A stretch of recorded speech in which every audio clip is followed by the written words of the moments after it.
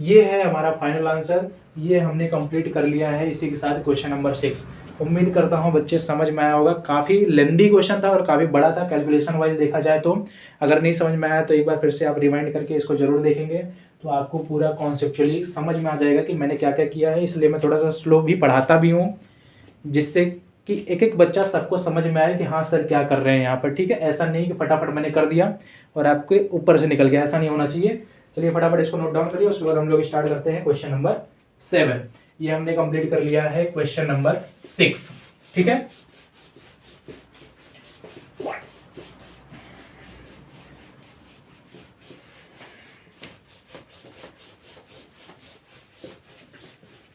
तो बच्चे यहाँ पर क्वेश्चन नंबर 7 दिया गया है। क्वेश्चन नंबर 7 इज सिमिलर है क्वेश्चन नंबर 6, सेम ही है। ध्यान देना क्या दिया है क्वेश्चन नंबर 7 में। यहाँ पर दिया गया है -1 to 1 dx अपॉन यहाँ पर है बच्चे x square plus 2x plus 5। ठीक है, तो इसको भी हम लोग क्या करेंगे, x square plus minus a square या फिर a square plus minus x square के फॉर्मेट में कन्वर्ट करेंगे, जैसे हमने प्रीवियस क्वेश्चन किया था। तो यहाँ पर भी x square plus 2x plus 5 को सबसे पहले कन्वर्ट करते हैं। So since x square plus 2x plus 5 हो जाएगा बच्चे, that is equal to x square plus 2x।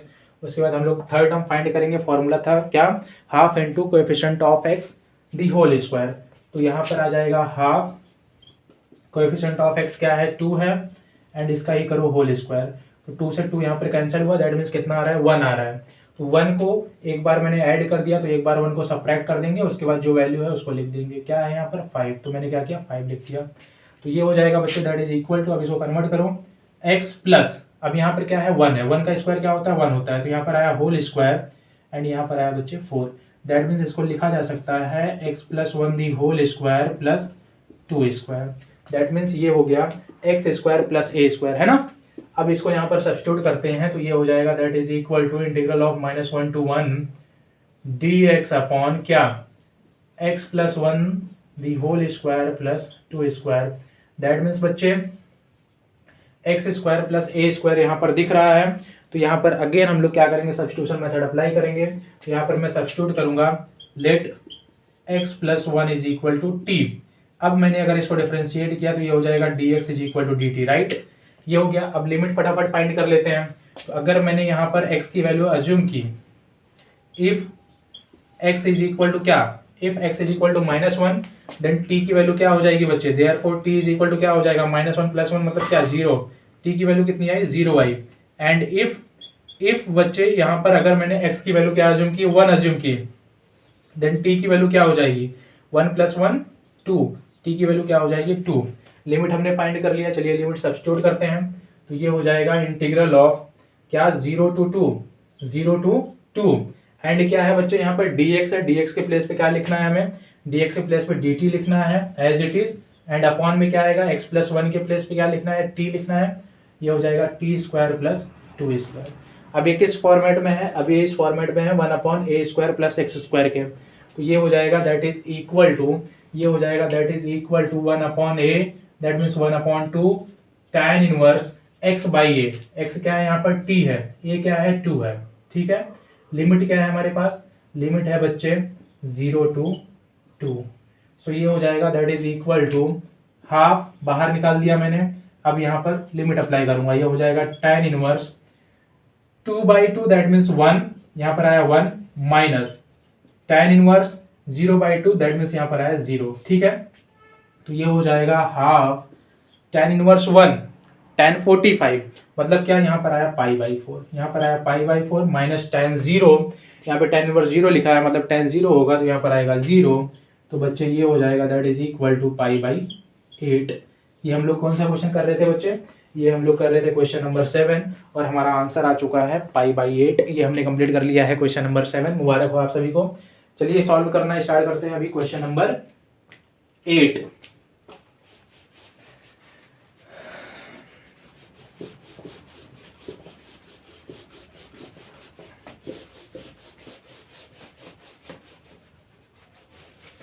अब देखो ना बच्चे, यहाँ पर क्वेश्चन नंबर 8 दिया गया है, ठीक ही था क्वेश्चन, ज़्यादा अच्छा नहीं है, तभी भी सॉल्व करना तो जरूरी है। क्वेश्चन नंबर 8 दिया गया है इंटीग्रल ऑफ 1 to 2 और यहाँ पर है बच्चे 1/x माइनस 1/2x²।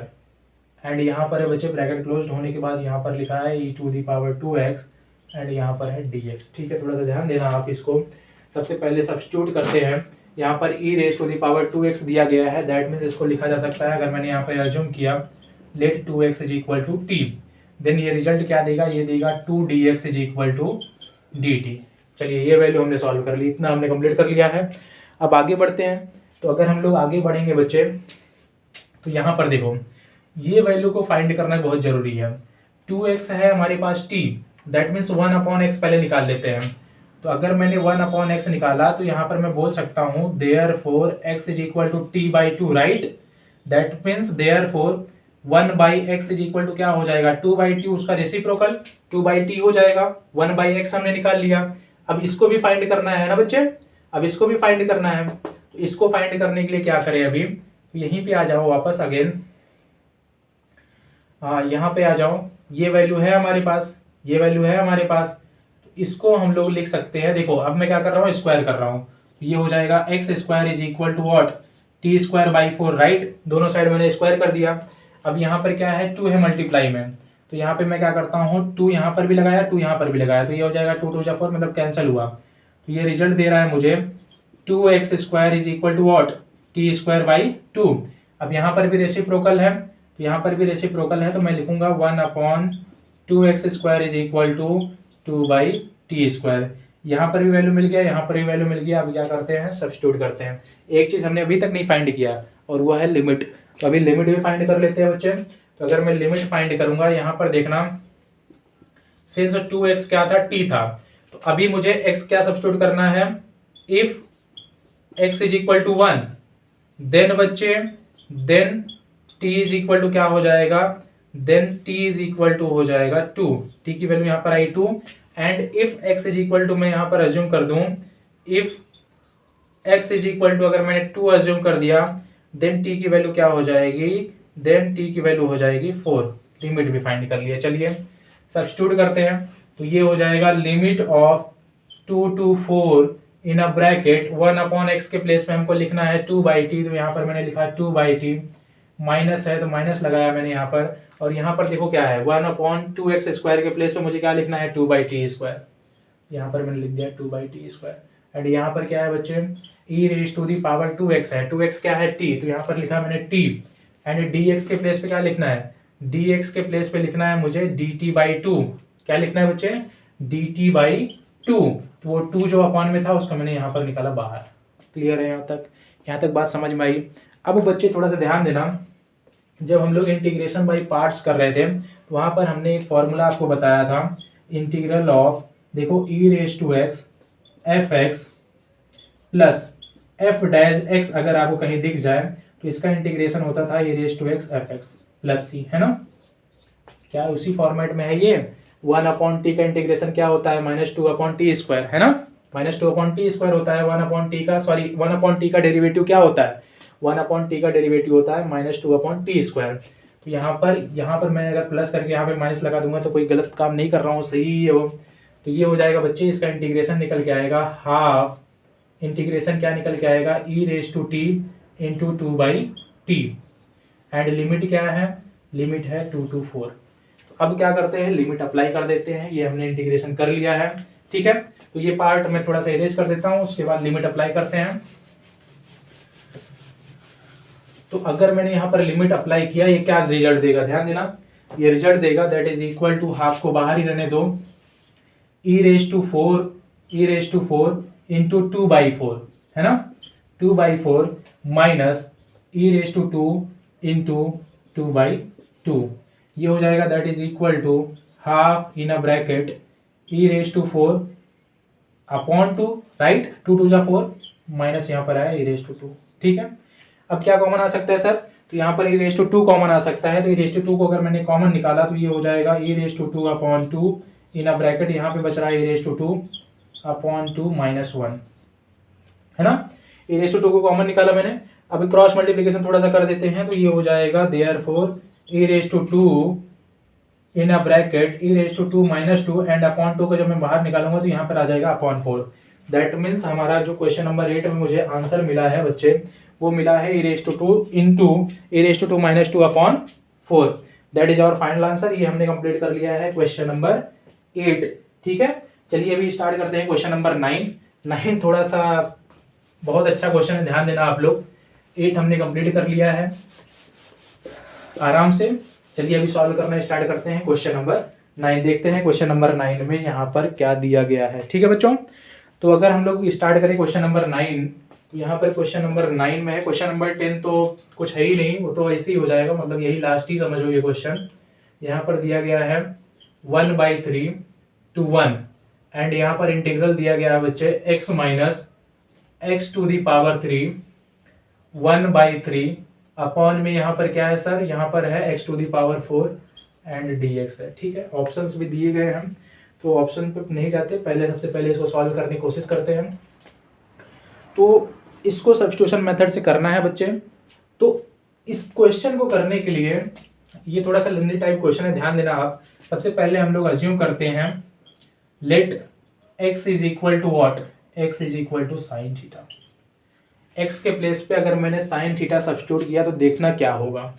ये हो जाएगा बच्चे dx is equal to sine theta का डेरिवेटिव होता है कॉस थीटा एंड साथ में आया डी थीटा। चलो ये हमने फाइंड कर लिया। अब क्या करना है, तो अब यहाँ पर आप ध्यान दीजिएगा बच्चे। अब सबसे पहला काम लिमिट फाइंड करते हैं। 1 है एंड 1/3 है हमारे पास। अगर मैंने यहाँ पर अज्यूम किया if x is equal to 1/3 then हो जाएगा बच्चे sine theta is equal to 1/3 right.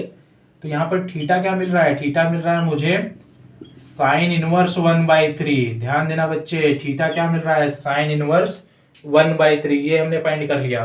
And अगर मैंने यहाँ पर सब्स्टिट्यूट किया if x is equal to मैंने लिया 1, देन क्या हो जाएगा, देन हो जाएगा बच्चे साइन थीटा, देन हो जाएगा sine theta is equal to what, is equal to 1 right, क्योंकि x क्या है, साइन थीटा है।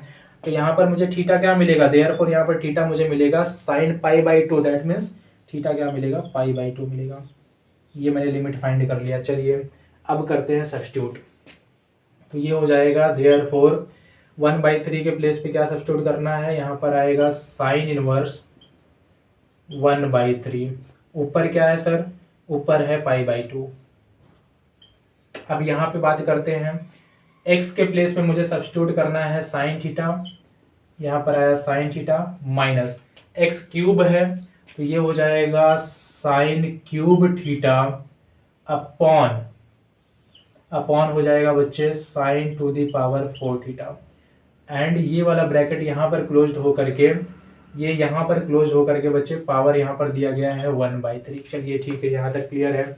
एंड अब dx के प्लेस पे क्या सब्स्टिट्यूट करना है, dx के प्लेस पे सब्स्टिट्यूट करना है cos थीटा d थीटा। सारा काम निपटा दिया मैंने, सब्स्टिट्यूशन हो गया।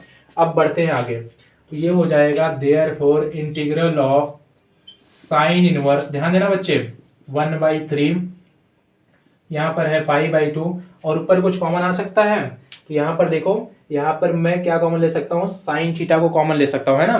तो अगर मैंने साइन थीटा को ऊपर कॉमन लिया, ये हो जाएगा साइन थीटा पावर कितनी 1/3, क्योंकि 1/3 पावर के साथ कॉमन आएगा। बच क्या रहा है वहां पर बच रहा है 1 माइनस साइन स्क्वायर थीटा की पावर कितनी 1/3। क्लियर है, यहाँ तक समझ में आया। नीचे वाले को देखो, नीचे साइन की पावर 4 थीटा लिखा गया है, तो इसको हम लोग लिख सकते हैं sine square theta into sine square theta. And यहाँ पर क्या है cos theta d theta as it is.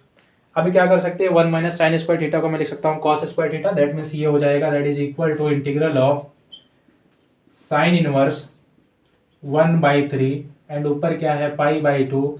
यहाँ पर देखो क्या है, यहाँ पर है साइन थीटा की पावर 1/3 एंड यहाँ पर आ जाएगा बच्चे 1 minus sign square theta cos square theta हो जाएगा। दैट मीन्स ये हो जाएगा कॉस स्क्वायर, दैट मीन्स ये हो जाएगा 2/3 थीटा। अपॉन में क्या है सर, तो अपॉन में है यहाँ पर sign square theta into sine square theta. ठीक है, वही लिखो sign square theta into sine square theta. And यहाँ पर क्या है, यहाँ पर है कॉस थीटा डी थीटा। समझ में आया इतनी बात क्लियर है। अब आगे बढ़ते हैं, और आगे बढ़ने के लिए क्या किया जाए, थोड़ा सा आप ध्यान दीजिएगा। यहाँ पर देखो, यहाँ पर क्या है, कॉस स्क्वायर 2/3 दिया गया है, ठीक है, वो दिख रहा है हमें, कॉस 2/3 दिखा है, और यहाँ पर क्या है, साइन स्क्वायर थीटा है, ठीक है। तो ये हो जाएगा बच्चे, आप थोड़ा सा ध्यान दीजिएगा, ये हो जाएगा दैट इज इक्वल टू, और यहाँ पे क्या है, कॉस की पावर 1 है, दैट मीन्स अगर मैंने इसको सॉल्व किया, क्योंकि अगर बेस सेम हो तो पावर साइड हो जाती है, तो ये हो जाएगा that is equal to integral of sine inverse 1/3 π/2, and यहाँ पर देखो, ये 1/3 को मैं ले जा रहा हूँ नीचे, ये 1/3 को नीचे ले जाऊंगा, एंड यहाँ पर कॉस को ऊपर ले लेता हूँ, तो ये हो जाएगा, देखो कॉस की पावर हो जाएगी बच्चे, कॉस की पावर हो जाएगी 2/3 + 1, ठीक है, एंड यहाँ पर थीटा, एंड नीचे क्या है, नीचे है साइन की पावर 2, यहाँ पर है साइन की पावर 2 - 1/3, क्योंकि ऊपर वाला आया नीचे और यहाँ पर आया थीटा, एंड ये साइन स्क्वायर थीटा को ऐसे ही रहने दो, साइन स्क्वायर थीटा को चलो ऊपर भेज देते हैं, तो ये ऊपर जाएगा, तो ये हो जाएगा cosec square theta d theta. Clear है, इतनी बात समझ में आई। तो ये हो जाएगा देयरफॉर, अब ये वाला पार्ट थोड़ा सा मैं इरेज करूंगा बच्चे, तो ये हो जाएगा, ध्यान देना, ये हो जाएगा that is equal to integrals of क्या है, साइन इनवर्स 1/3, एंड ऊपर क्या है, ऊपर है π/2, ध्यान देना। अब इसको सॉल्व करेंगे, तो ये हो जाएगा,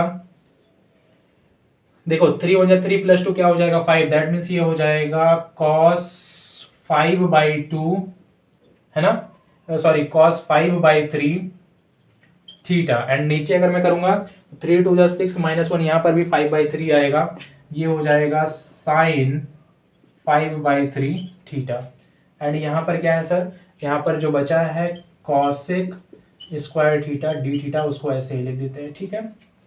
अब कॉस अपॉन साइन होता है कॉट, तो ये हो जाएगा देयरफॉर साइन इनवर्स 1/3 π/2, देखो कॉस अपॉन साइन होता है कॉट, यहाँ पर आया कॉट क्या, 5/3 थीटा, इनटू क्या है यहाँ पर है cosec square theta d theta. इतनी बात समझ में आई बच्चे, इतना क्लियर है।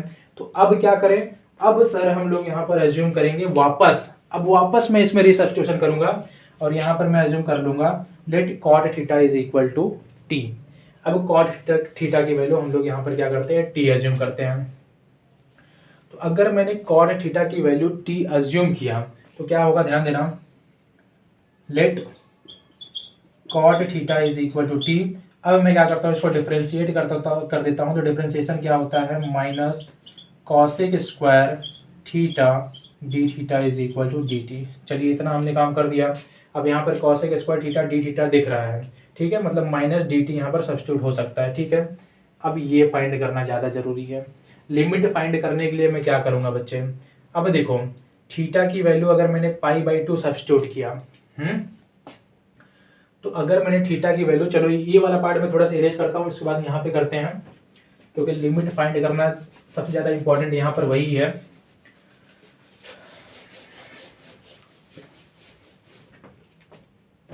तो अगर देखो बच्चे, अब सबसे पहले इसको सॉल्व करते हैं। तो अगर मैंने यहाँ पर थीटा की वैल्यू साइन इनवर्स 1/3 रखा है ना, क्या होगा देखो, क्योंकि टी फाइंड करना है हमें, तो यहाँ पर है if theta is equal to क्या, साइन इनवर्स क्या है बच्चे हमारे पास 1/3 है ना, theta is equal to sine inverse 1/3 है, और हमें चाहिए क्या, हमें टी की वैल्यू चाहिए, दैट मीन्स हमें कॉट थीटा फाइंड करना है ना। तो यहाँ पर मुझे देयरफॉर वैल्यू क्या मिल जाएगी, यहाँ पर देयरफॉर मुझे मिल रही है sine theta is equal to 1/3।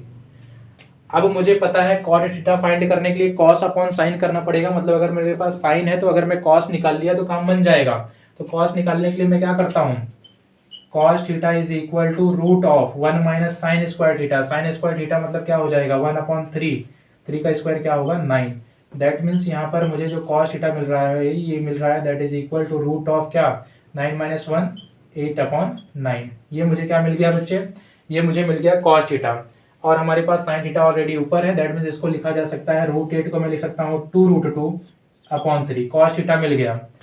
So therefore t क्या है, since t is equal to है हमारे पास cot theta, that is equal to what, that is equal to cos theta upon sine theta.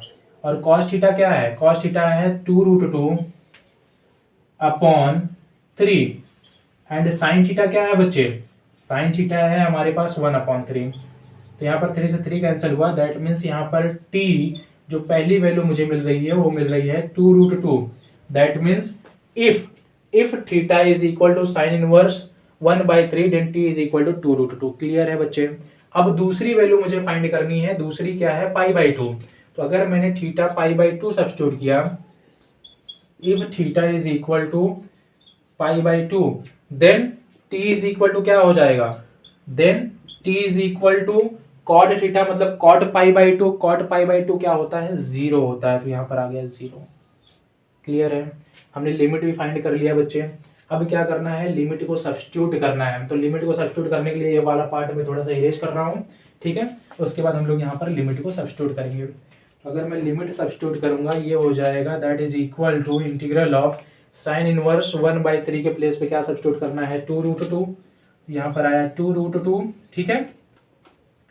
And ऊपर π/2 के प्लेस पे 0 substitute करना है, वो कर दिया मैंने। कॉट थीटा को हमने t माना था, तो यहाँ पर आएगा t की पावर क्या 5/3।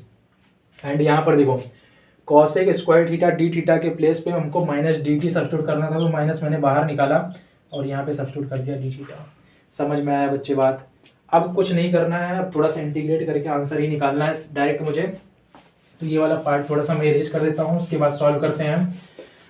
तो ये हो जाएगा बच्चे दैट इज इक्वल टू, अगर मैंने इसको इंटीग्रेट किया तो ये हो जाएगा that is equal to, minus बाहर ही रहने देता हूँ मैं। देखो t की पावर 5/3 है, दैट मीन्स ये हो जाएगा 3 + 1 मतलब ये हो जाएगा t की पावर 5/3 + 1 अपॉन नीचे भी आ जाएगा 5/3 + 1। एंड लिमिट क्या है हमारे पास, लिमिट है 2√2 to 0, ठीक है। तो ये हो जाएगा बच्चे that is equal to minus of t की पावर कितना हो जाएगा 5/3 + 1 मतलब 3 × 3 + 5 ये हो जाएगा 8/3 अपॉन नीचे भी आ जाएगा बच्चे 8/3। लिमिट क्या है हमारे पास 2√2 to 0। अप्लाई करते हैं लिमिट। तो अगर मैंने लिमिट अप्लाई किया ये हो जाएगा that is equal to minus in bracket 0, तो पहली तो वैल्यू 0 ही हो जाएगी, उसके बाद यहाँ पर आएगा माइनस। अब 2√2 अप्लाई करो यहाँ पर, तो ये हो जाएगा 2√2 की पावर कितनी 8/3 एंड अपॉन में क्या है 8/3 है। अब इसको सॉल्व करना है तो माइनस इंटू माइनस, पहली बात तो ये हो जाएगा प्लस, दैट मीन्स बच्चे 2√2 की पावर 8, तो ये हो जाएगा, इसको हम लोग लिख सकते हैं। एंड 3/8 को मैंने यहाँ पर रखा, 3/8 ये हो गया, 8/3 को 3/8 कर दिया। एंड ये हो जाएगा क्यूब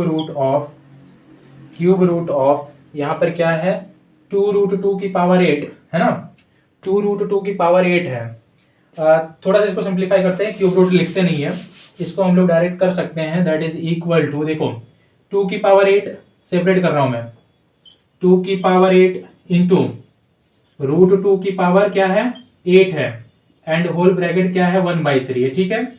एंड ये 3/8 को मैंने यहाँ पर रखा, ये हो जाएगा दैट इज इक्वल टू, आप ध्यान देना बच्चे, ये हो जाएगा that is equal to 3/8 in a bracket 2 की पावर 8 है ना, 2 की पावर 8 निकाल लेते हैं, 2 की पावर 5 32 होता है, 6 हो जाएगा 64, 7 हो जाएगा 128, 8 हो जाएगा 256, मतलब यहाँ पर आएगा 256 इंटू √2 की पावर यहाँ पर है बच्चे 8, दैट मीन्स इसको लिखा जा सकता है 2 की पावर 8/2 है ना। ये हो जाएगा 2 की पावर 4, दैट मीन्स यहाँ पर मुझे वैल्यू मिल रही है, एंड होल ब्रैकेट की पावर कितनी थी 1/3, दैट मीन्स यहाँ पर मुझे वैल्यू मिल रही है दैट इज इक्वल टू, वो मैं यहाँ पे करूंगा, यहाँ पर मुझे वैल्यू मिल रही है 3/8 इन अ ब्रैकेट, ध्यान देना 256 है, 256 इंटू 2 की पावर 4 इंटू 2 की पावर 4 क्या हो जाएगा बच्चे, 2 की पावर 4 होता है 16, यहाँ पर है इंटू एंड है ऊपर क्या क्यूब रूट 1/3 है, ठीक है। तो अब इसको वापस सॉल्व करेंगे तो ये हो जाएगा that means that is equal to 3/8। अब देखो क्यूब रूट ऑफ 256 इंटू 16 है, तो 256 क्या होता है, 16 का स्क्वायर होता है। दैट मीन्स यहाँ पर मैं लिख सकता हूँ 4 इंटू 4 इंटू 4 इंटू 4, 16 का स्क्वायर ये हो गया 256, और इसको मैं लिखूंगा 4 इंटू 4। क्लियर है? 3 का पेयर बनाओ भाई, बाहर निकालो। ये हो जाएगा 3/8 इंटू क्या आ रहा है, 4 इंटू 4 बाहर आ रहा है, ये हो जाएगा 4 2 8 है ना, and 2 2 4। That means our answer is 3 into 2 6। OMG, our answer is बच्चे 6। ये हम लोग कौन सा क्वेश्चन कर रहे थे, ये हम लोग कर रहे थे question number 9। That means correct answer is option number A, that is 6। ये हमारा परफेक्ट आंसर है। एक बार फिर से रिपीट करूंगा, नहीं समझ में आया तो रिवाइंड करके फिर से देखिए बच्चे, गारंटीड समझ में आ जाएगा। चलिए अभी लास्ट क्वेश्चन करते हैं, that is question number 10। Question number 10 है जो बच्चे, ये अभी इसको सॉल्व ही क्या करना है, ये तो डायरेक्ट आंसर ही मिल जाएगा। अगर आपने 7.9 की हमारी वीडियो देखी होगी जिसमें मैंने आपको बताया था first fundamental theorem of calculus, तो इसमें कुछ खास नहीं है। यहाँ पर क्वेश्चन दिया गया है बच्चे, if fx is equal to 0 to x t sin t dt, then f dash x मुझे क्या करना है, यहाँ पर फाइंड करना है। तो इसके लिए हम लोग first fundamental theorem of calculus में थोड़ा सा आपको रिवाइज करवा देता हूँ। रिवाइज करवाने से पहले एक बार सब्स्टिट्यूशन करते हैं। यहाँ पर क्या है, x है, और यहाँ पर क्या है, t है। तो t को x में कन्वर्ट कर देते हैं। तो कन्वर्ट करने के लिए मैं क्या करूंगा, अज्यूम कर लूंगा let t is equal to x। तो ये हो जाएगा बच्चे dt is equal to dx, nothing else. अब यहाँ पर सब्स्टिट्यूट करेंगे तो ये हो जाएगा therefore fx is equal to क्या, fx इज इक्वल टू हो जाएगा integral of x sin x dx। And limit की अगर बात करें बच्चे, तो लिमिट भी चेंज नहीं होगा क्योंकि वेरिएबल सेम ही है, t इक्वल टू x है, तो ये हो जाएगा 0 to x। ठीक है, ये मैंने क्या कर दिया, ये मैंने लिमिट अप्लाई कर दिया। तो लिमिट अप्लाई करने के बाद आप थोड़ा सा ध्यान देना, मैं थोड़ा सा आपको रिवाइज करवा देता हूं कि हमने फर्स्ट फंडामेंटल थ्योरम में पढ़ा था, if fx is equal to, ऐसा हमने पढ़ा था बच्चे, if ax is equal to integral of a to x fx dx। अगर सपोज कोई एक फंक्शन है ax that is equal to integral of a to x fx dx, then according to first fundamental theorem of calculus we can say that a dash x, that means derivative of ax is equal to what, is equal to fx। यही था बच्चे, यही था first fundamental theorem of calculus.